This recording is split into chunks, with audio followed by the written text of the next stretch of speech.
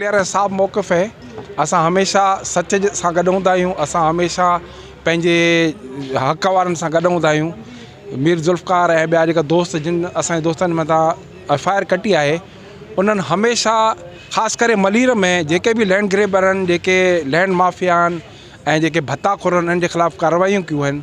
ऐं उहे भत्ताखोर उहे लैंड माफ़िया पुलिस उन्हनि की सरपरस्ती करे थी। ख़ासि करे हिते जे SHOs जेके आहिनि उन्हनि जूं बाक़ाइदा पगड़ियूं हूंदियूं आहिनि। बाक़ाइदा उते SHO थियण लाइ बि लखूं रुपया ॾेई ईंदा आहिनि। त जॾहिं उहे एतिरा पैसा ॾेई ईंदा आहिनि, उहो कढण लाइ करे उहे लैंड माफ़िया जो साथ ॾींदा आहिनि।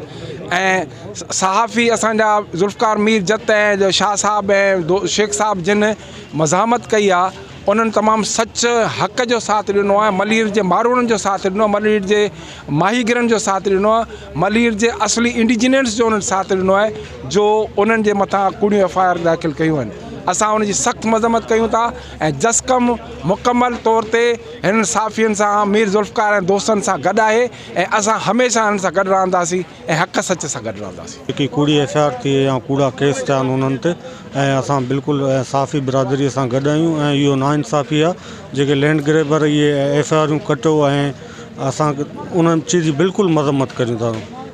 हैसियत सां इहे अपील कंदासूं कि मलीर जे सीनियर साफ़ी ऐं तमामु दीगर जेका साफ़ियनि जे मथे कूड़ी FIR आहे, हुन जी साफ़ शफ़ाफ़ इंक्वायरी कराइजे। महिरबानी।